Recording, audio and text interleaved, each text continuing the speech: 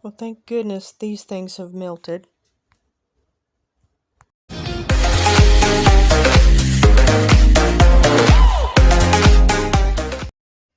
Nachos, one of my favorite foods.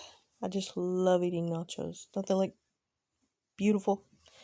Well, there was another thing that was really beautiful, and it was parked right next to me. Take a look at that. Isn't that beautiful? Well, I'm sure he won't miss the snow, and he won't need that sweater. I'm sure she's happy there's no snow.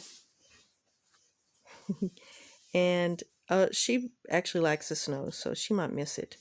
I won't be missing it, that's for sure. And this guy, I don't think he really cared too much for it either. And this one, he certainly doesn't like it. Thank goodness it's a little bit better.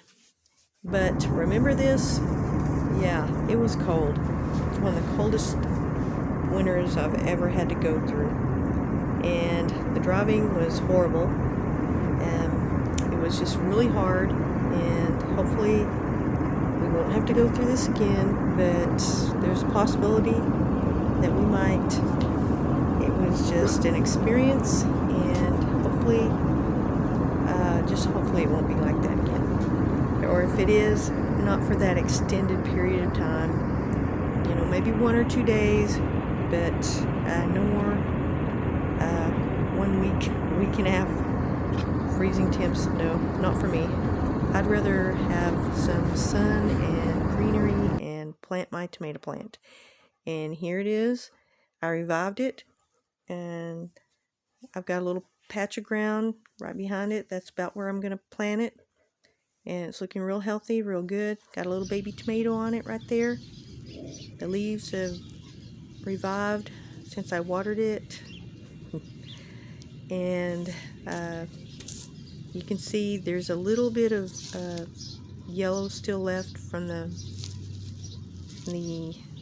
thirst that it had. And this is the little spot right here I picked out. It's got a lot of grass there. I'm gonna have to water it down, and then I'll shovel a little hole there, kind of clear away some of the grass, put some more water on it to soften the ground up, and let it soak in for a minute, a little bit, and then I'll be planting it there. And well, there's the hole. I dug part of it out already. And now I'm taking the plant out of the container. And you can see the roots have really started to ball up there. Want to kind of be gentle with it. Just kind of loosen them up. Don't tear the roots. I'm going to plant it in the hole and just kind of loosen them up so they can aerate. And just put a little bit of the dirt there. Lightly pack it, not real hard. Making sure to get it all around the base, and just making sure that the plant is standing straight up. Put a clump of dirt on one side to hold up that it's kind of leaning towards one side, and put a clump right there. Put a little bit of dirt around it, lightly packing it. I've kept it kind of in a kind of like a well, I guess, so that way when I water it, it'll catch the water, pull off any dead or yellow leaves, and any leaves that are touching the ground, kind of pluck those bottom sprigs off and kind of pack it lightly again, kind of cover it up, making sure that it's in there really good, and just making sure that all the leaves on the bottom are not touching the ground. I'm gonna pull off a few of the sprigs and take off some of these low-hanging leaves, because you don't want any fungus to grow onto the leaves and then start growing upward or reaching the actual tomatoes. And also it keeps the bugs from crawling up on the leaves too. It keeps pests from the ground from crawling up on the leaves. And now that it's in there pretty good, looks pretty stable, I'm gonna water it again and just slightly pack it down a little bit more, put a little bit more dirt on it, because it will kind of sink, the dirt will kind of sink down the first time you water it. And just making sure it's in there pretty steady, pretty stable. It looks good right there. And this is actually the variety that, if I can get it in focus there, Bush Early Girl. That's the variety, Bush Early Girl. And on this side it tells you all the specifics about how to plant it and the spacing and watering and just all the specifics that you need to grow it. Gives you instructions right there for if you're not sure how to take care of it.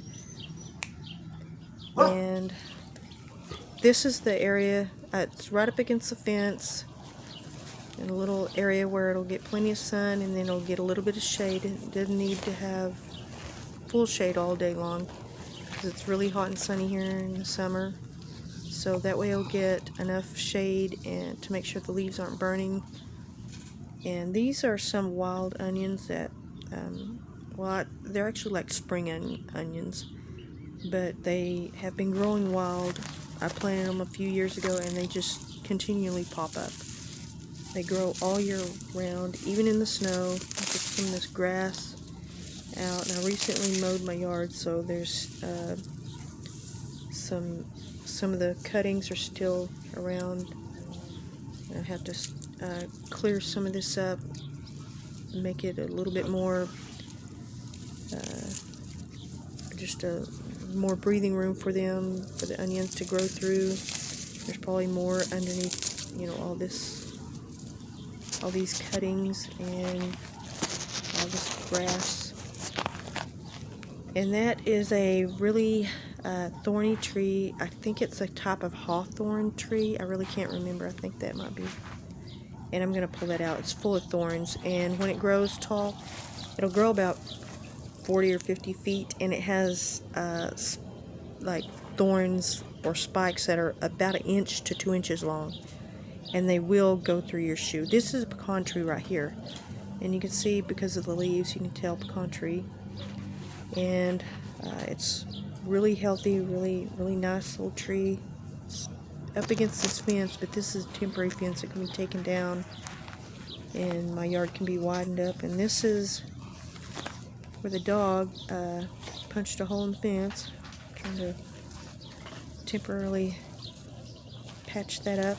And, well, it's planted. I just gotta make sure it stays healthy and water it.